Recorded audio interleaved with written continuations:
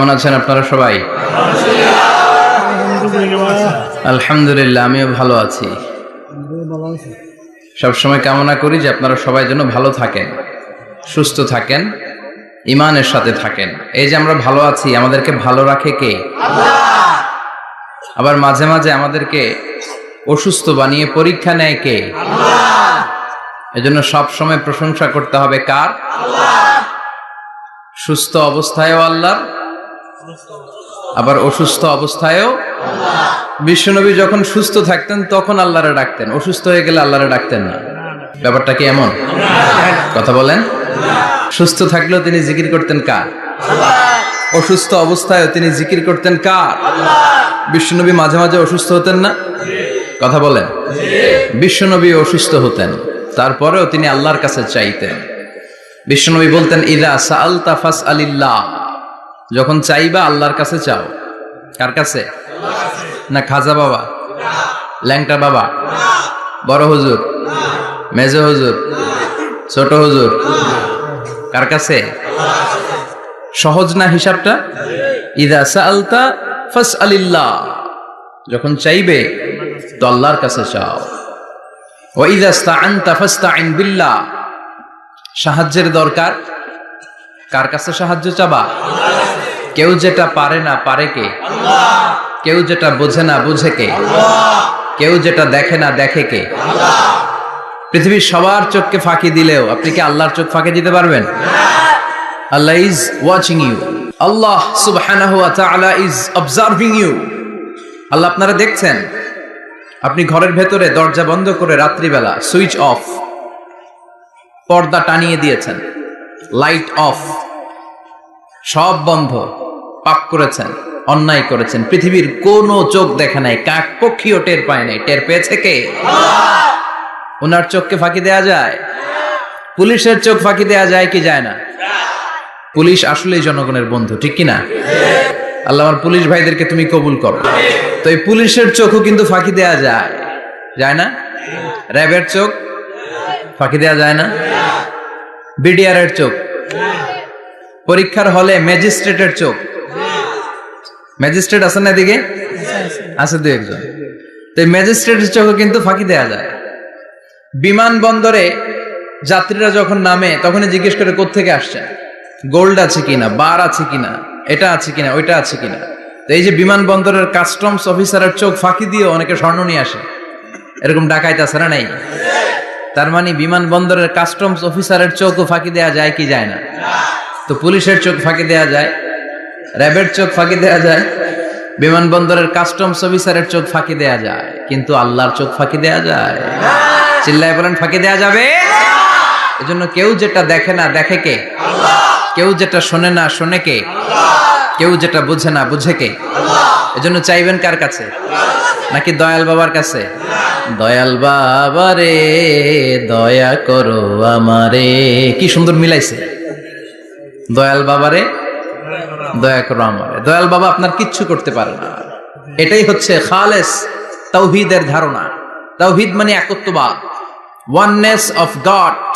স্রষ্টা যে একজন, সবাই আমরা এক কেন্দ্রিক হব, শুধু ওনার কাছে চাবো, ওনার কাছে কাঁদবো, মনের জ্বালা যন্ত্রণা শুধু উনিই পূরণ করতে পারেন, ঠিক কিনা?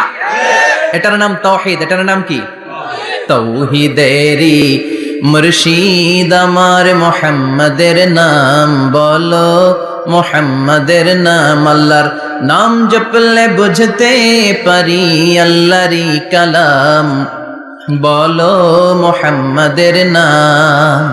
ওই নামেরই রশি ধরে যাই আল্লাহর পথে, ওই নামেরই ভেলায় চড়ে ভাসি নূরের স্রোতে। ওই নামের বাতি জেলে দেখি আরশের মুকাম, বলো মুহাম্মাদের নাম। পড়েন তাওহীদেরই মুহাম্মাদের নাম বলো, মুহাম্মাদের নাম। আল্লাহর নাম জপলে বুঝতে পারি আল্লাহরই কালাম, বলো মুহাম্মাদের নাম। চিল্লায় পড়েন আল্লাহু আকবার। এটার নাম তাওহীদ। আমরা এক আল্লাহ বিশ্বাসী। ইদা সাআলতা ফাসআলিল্লাহ, যখন কিছু চাইতে হবে কার কাছে চাইবেন? যখন বিপদে পড়বেন কার কাছে চাইবেন? আপনার মনের জ্বালা যন্ত্রণা দূর করতে পারে কে? ব্যবসায় সফল হতে চান, আপনারা সফল বানায় দিতে পারে কে? আপনার ছেলে নাই, মেয়ে নাই, ছেলে মেয়ে দিয়ে কলিজাটারে ঠান্ডা করতে পারে কে? এজন্য কার কাছে চাবো? আল্লাহ ছাড়া কারো কাছে চাওয়া যাবে? কথা বলেন। আল্লাহ তুমি বুঝার তৌফিক দাও, আর জোরে পড়েন আমিন। এজন্য প্রত্যেক সালাতের পরে আমরা পড়ি রাদিতু বিল্লাহি ওয়া বিল ইসলামি ওয়া বি মুহাম্মাদিন নাবিয়ান ওয়া রাসূলা। আল্লাহর রব হিসেবে পেয়ে আমরা খুশি না বেজার? বিশ্ব নবীকে নবী হিসেবে পেয়ে খুশি না বেজার? ইসলামকে ধর্ম হিসেবে পেয়ে খুশি না বেজার? কোরআনকে সংবিধান হিসেবে পেয়ে খুশি না বেজার? আজকের মাহফিলে আসতে পেরে খুশি না বেজার? কম না বেশি? আমরা সবাই খুশি পরিমাণে বেশি। আওয়াজ করে পড়েন আল্লাহু আকবার। তাহলে রাদিতু বিল্লাহি রাব্বা, রাদিতু বিল্লাহি।